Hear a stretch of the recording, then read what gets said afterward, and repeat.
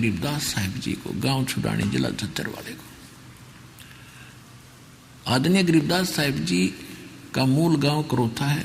ये जाट जाति में जन्मे, इनका धनखड़ गोत्र है। और इनके मामा जी थे छुड़ानी गांव में, और इनके कोई मामा जी नहीं थे, नाना जी थे और उनकी माँ थी। उनका एक जमीन गणी थी, यानी गरीबदास जी के नाना के यहाँ 1400 एकड़ जमीन थी, लगभग 1400 एकड़, 2500 बीघा के आसपास थी। बड़े बीघे होते थे वो, 5 वाले नहीं, बड़े। तो उसको कोई संभालने वाला वारिस नहीं था, तो गरीबदास जी के पिताजी को वहाँ घर जमाई रख लिया था। शिवलाल नाम था उनका, शिवलाल जी ने। और वहाँ जब रहने लगे थे, उनके पिताजी, गरीबदास जी के पिता श्री बलराम जी थे, गांव करोथा के, छुड़ानी ब्याही थे, वहाँ अपनी ससुराल में रहने लगे। 12 वर्ष के बाद गरीबदास जी वहाँ रहने के बाद जन्म हुआ था, इकलौता पुत्र। 10 वर्ष के हो गए, जमीन घनी थी, वर्षा हो जाती तो फसल होती थी, अन्यथा पशुपालन ज़्यादा करते थे, गौ पालन करते थे।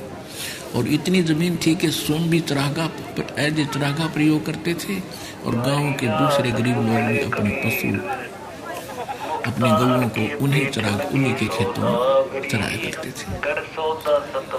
तो जब गरीबदास जी 10 वर्ष के हुए, आदरणीय गरीबदास साहिब जी का जन्म संवत 1774 और सन 1717 में छुड़ानी में हुआ। जब वो 10 वर्ष के हुए, सन 1727 में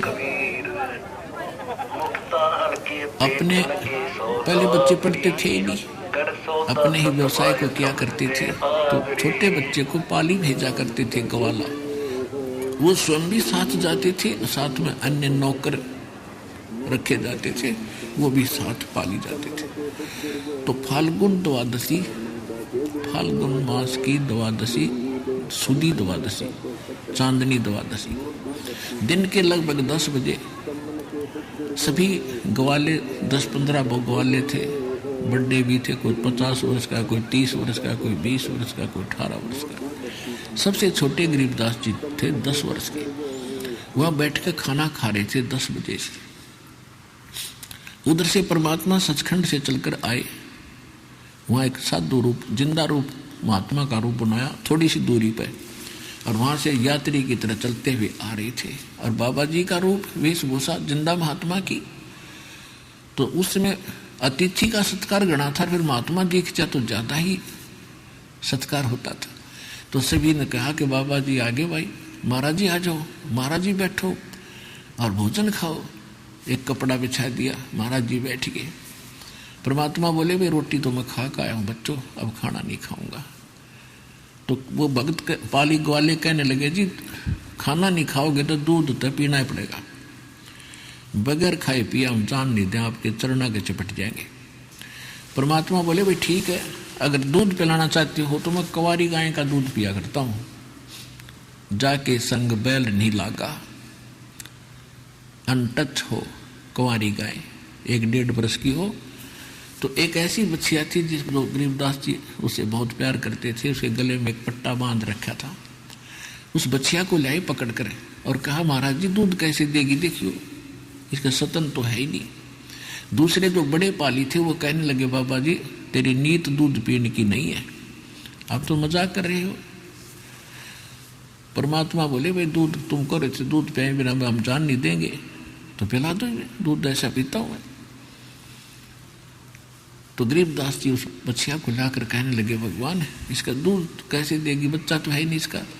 परमात्मा बोले, भाई कोई पात्र लाओ जो खाली हो, साफ सुथरा हो। तो उनके पास एक पात्र था, जैसे लस्सी वगैरह ले जाते थे, वो 2 मांझ के अंदर रखा था, 8-7 किलो का। कहा कि इस बच्चिया के नीचे रखो, इसकी औड़ी का नीचे, लेवटी का। गरीबदास जी पकड़ कर बैठ के, बालक थे, अगर देखेंगे क्योंकि दूध निकाल लगा बाबा जी। अब परमात्मा ने उसकी कमर पर थपकी मारी बच्चिया के, लंबे लंबे सतन हो गए और दूध की धार चल पड़ी, पात्र भर गया जो बंद हो गया अपने आप।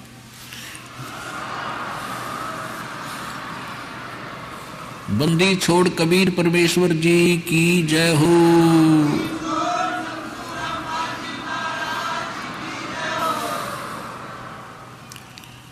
अब गरीबदास जी देखें, एक बार दूध की तरफ देखें, एक बार गाय के वो थन लंबे लंबे हो गए थे उन्होंने देखे, फिर बाबा जी की तरफ देखे और कहने लगे ले महाराज जी पी लो, ये तो आपकी दया हुई है।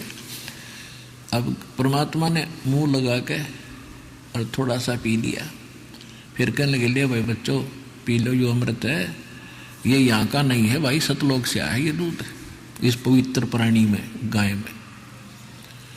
अब वो तो दूसरे बड़े बड़े जो बड़े बड़े पाली थे, बुद्धिमान थे, मानने थे अपने आप ने शाने बड़े, गरीबदास जी को छोड़कर सभी कहने लगे हम नहीं पी सकते हैं जादू जंत्र के दूध ने, और कुंवारी गाय का दूध तो पाप का दूध, हम नहीं पीवेंगे।